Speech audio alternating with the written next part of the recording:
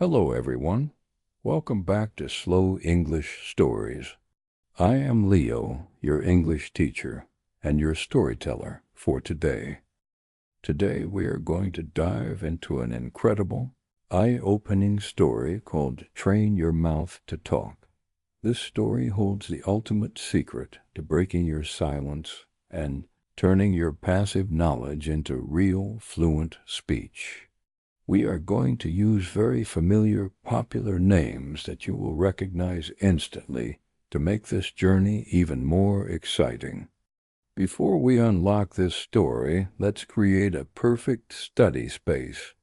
Please turn off your television, close your social media apps, and find a quiet corner. Disconnect from any distractions around you. If possible, put on your headphones right now. Using headphones is the absolute best way to experience this lesson because it blocks out the noisy outside world, helps you focus deeply on my pronunciation, and lets your mind completely enter the rich world of our narrative. Are you ready to train your mind and your mouth? Take a deep breath and let's begin our journey. The heavy, metallic smell of old paper and dust filled the silent room. John sat inside the grand London library, surrounded by towering walls of thousands of thick leather books. Outside, the rain tapped gently against the glass windows with a soft pitter-patter sound. For 5 whole years, John had been studying English silently. He knew every single grammar rule perfectly, and his eyes could read complex sentences faster than a computer. But at this exact moment his hands were trembling, and cold sweat was dripping down his forehead. Sitting across from him at the wooden desk was none other than Professor Smith, the most famous and strict language examiner in the country. The stakes were incredibly high because if John could not speak fluently today, he would lose his lifetime scholarship to Oxford University. John opened his mouth to explain his research, but no sound came out. He was completely mute. The word mute simply means silent or unable to speak a single word. He felt completely ashamed. To feel ashamed means to feel very bad, embarrassed, or guilty about yourself because of a failure or a mistake. Let's look at a beautiful grammar point used right here in our story. For 5 whole years, John had been studying English silently. This is the past perfect continuous tense. Dollar had plus been plus verb text, ing dollar. We use this grammar structure to show that an action started in the past and continued up until another specific time or event in the past. It shows John's long, silent effort before this stressful meeting. Professor Smith shook his head slowly, his glasses sliding down his nose, and sighed with deep disappointment. John, your brain is a giant treasury of words, but your voice is completely dead, the professor said coldly. You have treated English like a history lesson, not a living muscle. If you cannot speak to me by tomorrow morning, the scholarship goes to someone else. The professor stood up, his heavy leather shoes clicking loudly on the wooden floor as he walked away into the shadows of the library. John stared at his reflection in the dark window pane, feeling a crushing weight in his chest.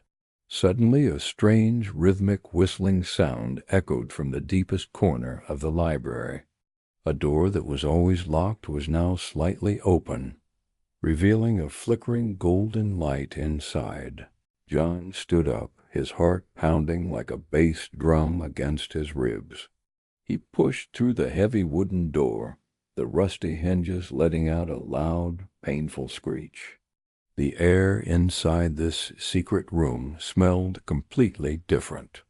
It smelled like fresh sea salt and sweet eucalyptus. There were no books here. Instead, the walls were covered in large, glowing mirrors, and the golden light came from a crackling fireplace in the center. Standing by the fire was an old woman named Mary, who was wearing a bright red coat. She didn't look up, but she smiled warmly as the firelight danced across her face. "You know all the rules, John, but your mouth is a rusty cage," Mary said, her voice sounding like smooth music. She pointed to a giant, ancient stone statue of a lion in the corner.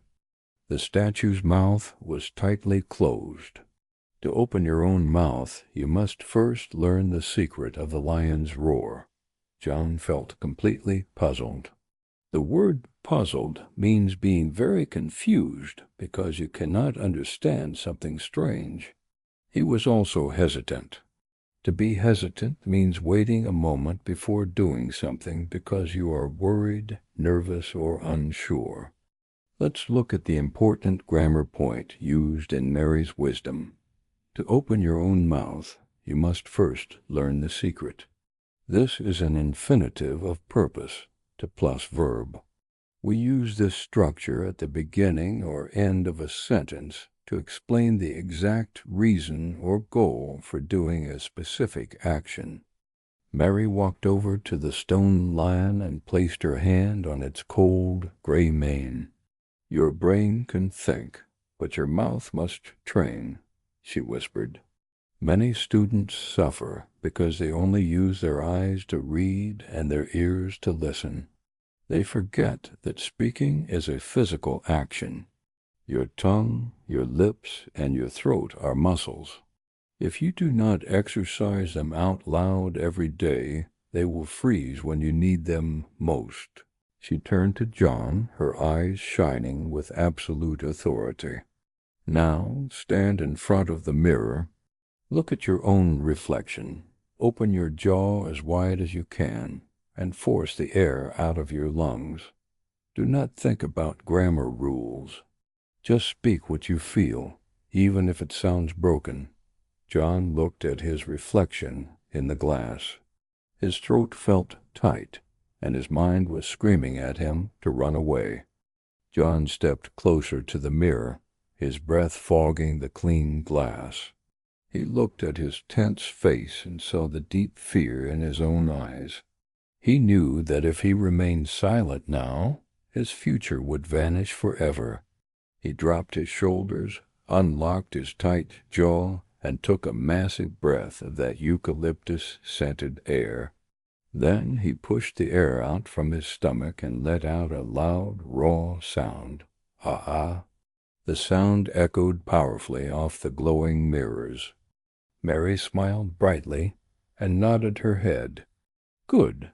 Now look at your reflection and describe your favorite memory out loud. Do not stop to correct your mistakes. Just keep your mouth moving." John didn't think about nouns or verbs. He just started speaking about his grandmother's beautiful farm. His words were messy, his pronunciation was imperfect, and he made many mistakes, but he kept pushing the words past his lips. Suddenly he felt a strange, thrilling sense of liberation. The word liberation means the wonderful feeling of being set free from a prison, a limit, or a painful situation. He was finally vocal. To be vocal means expressing your thoughts, opinions, or feelings freely and loudly using your voice. Let's look at a powerful grammar structure used in this moment. If he remained silent now, his future would vanish forever. This is a second conditional structure, $if plus past, simple, would plus verb $. We use the second conditional to talk about imagined, hypothetical, or unreal situations in the present or future, showing what the dramatic result would be. As John continued to speak without stopping, a miraculous change happened in the secret room. Every time a word left his mouth, a golden spark flew out into the air. The giant stone lion in the corner began to vibrate, and its tight jaw slowly cracked open, releasing a beautiful, warm light. John realized that his English wasn't missing from his brain. It was just trapped because his mouth muscles were totally untrained.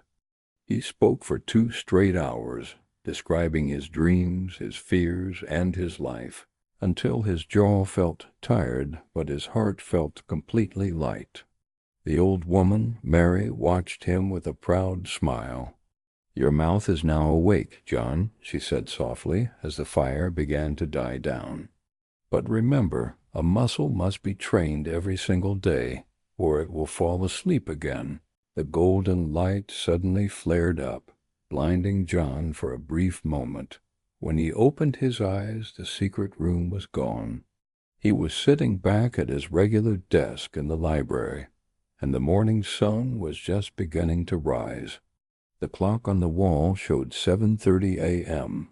Professor Smith would arrive in exactly 30 minutes. The heavy morning bell tolls exactly 8 times, its deep, metallic sound echoing through the vast library. The grand front doors swing open, and the sharp scent of damp morning rain enters the room. Professor Smith walks down the long aisle. His face is cold and unreadable as stone. He stops right in front of John's desk, places a thick evaluation paper on the dark wood, and folds his arms. "Well, John," the professor says, his voice cutting through the tense silence, "your time is up. Speak now, or your scholarship is gone forever." John looks at the strict examiner, and for a split second, a wave of the old panic tries to freeze his throat. But then he remembers the reflection in the mirror, the smell of eucalyptus, and the lesson of the waking lion. He doesn't look down at his notes. He doesn't search his brain for complex grammar structures. He simply opens his jaw, lets the air flow from his lungs, and begins to talk. John is completely articulate. The word articulate means able to express thoughts and ideas clearly, effectively, and fluently in speech. He speaks with total authenticity. The word authenticity means the quality of being real, true, and genuine, speaking directly from the heart rather than performing a rehearsed role. Let's study a beautiful grammar point used in this final climax. He doesn't look down at his notes. He simply opens his jaw and begins to talk. Notice the use of the simple present tense. Looks, opens, begins. Even though we are telling a story, master storytellers often switch to the present tense during a climax to make the action feel urgent, immediate, and exciting for the listener. The words pour out of John's mouth like a powerful, unstoppable river. He describes his entire research project, his passion for literature, and his vision for the future.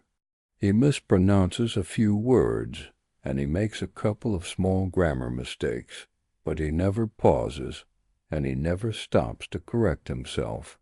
He keeps his mouth moving, treating his speech like a living, breathing muscle. Professor Smith's eyes widen in absolute shock. The strict lines on his face slowly soften, and by the time John finishes speaking, a rare, genuine smile appears on the old man's face. The professor picks up his pen, signs the bottom of the evaluation sheet with a flourish, and says, "Incredible. You aren't just reading English anymore, John. You are living it. Welcome to Oxford University." John steps out of the library and into the bright, warm morning sunshine, a huge feeling of victory washing over him. He understands now that his brain was never the problem, his silence was. He looks up at the sky, smiles, and promises himself that he will train his mouth to talk every single day. And that brings us to the wonderful, triumphant end of our story today. What a life-changing lesson for John, and for every single one of us watching today.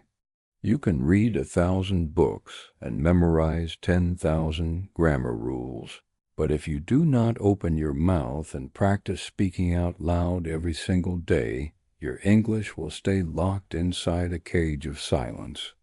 Your tongue and your throat are muscles. Train them. Embrace your mistakes and let your voice be heard. If Leo's and John's journeys inspired you to break your silence and start talking today, please smash that like button right now.